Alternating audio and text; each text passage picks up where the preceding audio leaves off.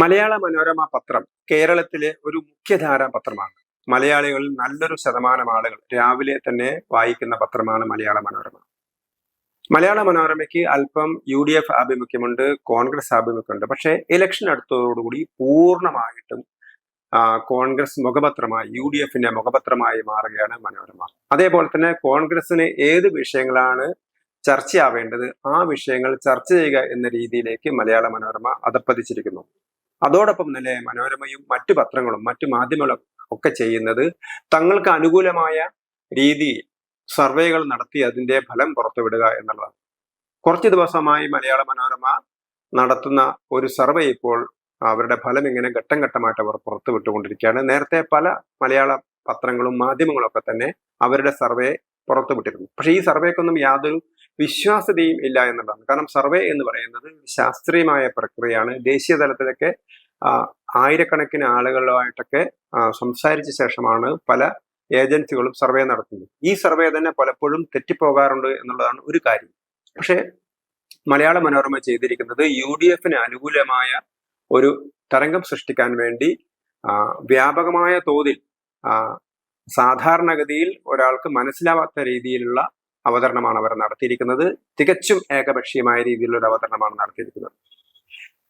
ഒരുപക്ഷെ നമുക്ക് മനസ്സിലാകാം എത്രത്തോളം പേരിൽ നിന്നാണ് അവർ സാമ്പിളുകൾ എടുക്കുന്നത്. അതിനനുസരിച്ച് ചില സർവേകളിലൊക്കെ ചില തെറ്റുകൾ വരാം, ഏറ്റക്കുറച്ചിലൊക്കെ ഉണ്ടാവാം. പക്ഷെ പൊതുവെ ഇലക്ഷനിലെ എക്സിറ്റ് പോളുകൾ പൂർണ്ണമായിട്ടും യാഥാർത്ഥ്യ ബോധത്തോടു കൂടിയുള്ളതായിരിക്കും. കാരണം അത് പോളിംഗ് ബൂത്തുകളിൽ നിന്ന് വോട്ട് ചെയ്ത് പുറത്തു പോകുന്ന ആളുകളെ നിന്ന് എടുക്കുന്നതാണ്.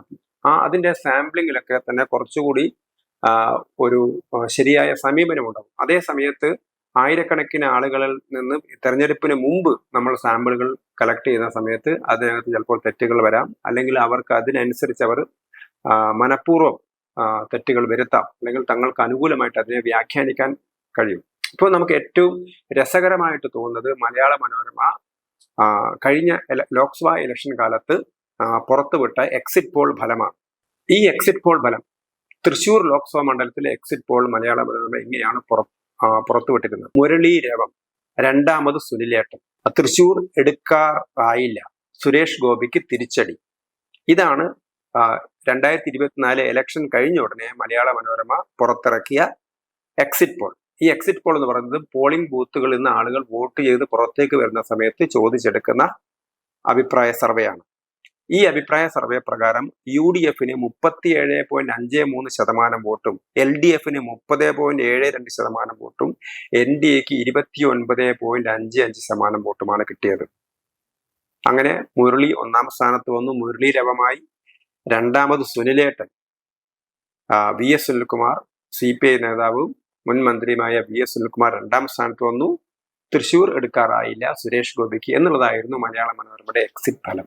ആക്ച്വലി എന്താണ് സംഭവിച്ചത്? തൃശ്ശൂരിൽ 80,000-ലധികം വോട്ടിനാണ് സുരേഷ് ഗോപി ജയിച്ചത്. അപ്പൊ മനോരമയുടെ സാധാരണഗതി അങ്ങനെ ഒരു 80,000-ലധികം വോട്ടിന് ഒരാൾ ജയിക്കുന്ന ഒരു തെരഞ്ഞെടുപ്പിൽ അതൊരു ശാസ്ത്രീയമായ രീതിയിൽ ഒരു എക്സിറ്റ് പോൾ നടത്തുകയാണെങ്കിൽ വലിയ വ്യത്യാസമൊന്നുമില്ലാതെ തന്നെ, അതായത് ഒരു 50,000 മുതൽ 1,00,000 വരെ വോട്ടുകൾക്കാണ് ഈ സ്ഥാനാർത്ഥി ജയിക്കുന്നത് എന്നുള്ളത് എക്സിറ്റ് പോളിൽ കണക്കാക്കാൻ പറ്റും. കാരണം അത്രയും ശാസ്ത്രീയമായിട്ട് നമുക്ക് എക്സിറ്റ് പോളുകൾ നടത്താനുള്ള സംവിധാനം ഇന്നുണ്ട്. പക്ഷെ ഒന്നുകിൽ മനോരമ ചെയ്തത്, മനോരമ അവർ തെറ്റായ സാമ്പിളുകൾ എടുത്തുകൊണ്ട് അവർ തെറ്റായ കണക്കുണ്ടാക്കി, അല്ലെങ്കിൽ അവർക്ക് ശരിയായ കണക്ക് കിട്ടിയ ശേഷം ജനങ്ങളെ പറ്റിക്കാൻ വേണ്ടി അവരിങ്ങനെ ഒരു കണക്കുണ്ടാക്കി എന്നുള്ളതാണ്. അപ്പം ഇത് തെരഞ്ഞെടുപ്പ് ഫലം വന്നതോടുകൂടി മനോരമയുടെ വിശ്വാസ്യത തന്നെ തകർന്നത്. അപ്പൊ അതുകൊണ്ട് ഒരു പത്രം എന്ന് പറയുന്ന സമയത്ത് ആ പത്രം ഇപ്പോൾ അങ്ങനെ ഒരു പ്രീ പോൾ ഒരു സർവേ നടത്തേണ്ട യാതൊരു കാര്യവും പത്രങ്ങൾക്കില്ല. പത്രങ്ങൾ ചെയ്യേണ്ടത് എന്തൊക്കെയാണ് ഈ രാജ്യത്ത് സംഭവിച്ചുകൊണ്ടിരിക്കുന്നത്, അല്ലെങ്കിൽ സംസ്ഥാനത്ത് സംഭവിച്ചുകൊണ്ടിരിക്കുന്നത്, ഏതൊക്കെ വിഷയത്തിലാണ് ആളുകൾ ചർച്ച ചെയ്യുന്നത്, എന്തൊക്കെയാണ് ചർച്ച ചെയ്യപ്പെടേണ്ടത്, ഈ വിഷയങ്ങളെക്കുറിച്ച് മാധ്യമങ്ങളിലൂടെ പത്രങ്ങളിലൂടെ ചർച്ച ചെയ്യുന്നതിന് പകരം ഇത്തരത്തിൽ ജനങ്ങളുടെ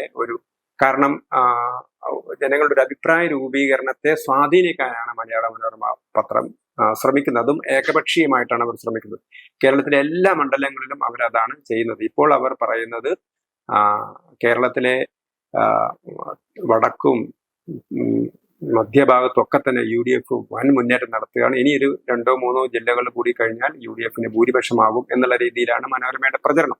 അത് എത്രത്തോളം ശരിയാകും എന്നുള്ളത് നമുക്ക് ഇലക്ഷൻ കഴിഞ്ഞ് കാണാൻ പറ്റും. പക്ഷേ മനോരമയെ സംബന്ധിച്ചിടത്തോളം ഒരു അഭിപ്രായ രൂപീകരണം ഉണ്ടാക്കിയെടുക്കുക എന്നുള്ള ഒരു തന്ത്രമാണ് അവർ ചെയ്യുന്നത്. കാരണം കേരളത്തിലെ നല്ലൊരു ശതമാനം വോട്ടർമാർ അവസാന നിമിഷമാണ് അവർ തീരുമാനിക്കുന്നത്. പലപ്പോഴും ജയിക്കുന്ന പാർട്ടികൾക്ക് വോട്ട് ചെയ്യുന്ന ഒരു 4-5% പേരെങ്കിലും, അതായത് ഓരോ നിയോജകമണ്ഡലത്തിലും ഒരു 5000 മുതൽ ഒരു 7000 പേർ വരെയെങ്കിലും ആരാണ് ജയിക്കുന്നത് അല്ലെങ്കിൽ പൊതുവെ ട്രെൻഡ് എന്താണെന്നനുസരിച്ച് വോട്ട് ചെയ്യുന്ന ആളുകളൊക്കെ നമുക്ക് കാണാൻ കഴിയും. വ്യക്തിപരമായിട്ട് പലരോടും സംസാരിച്ചാൽ നമുക്ക് കാണാൻ കഴിയും. എല്ലാവരും എങ്ങനെയൊക്കെയാണ് ചെയ്യുന്നത് അതുപോലെ ഞാനും ചെയ്യും എന്ന് പറയുന്ന ആളുകളുണ്ട്. അപ്പൊ അവരൊരു പൊതുവെയുള്ള ആളുകളുടെ ഒരു മനോഗതിക്കനുസരിച്ച് വോട്ട് ചെയ്യുന്ന ആളുകൾ. അപ്പൊ അങ്ങനെയുള്ള ആളുകളുടെ വോട്ടിനെ സ്വാധീനിക്കാനുള്ള ഒരു തന്ത്രമാണ് മലയാള മനോരമ ചെയ്യുന്നത് എന്ന് മാത്രമേ നമുക്ക് പറയാൻ കഴിയൂ.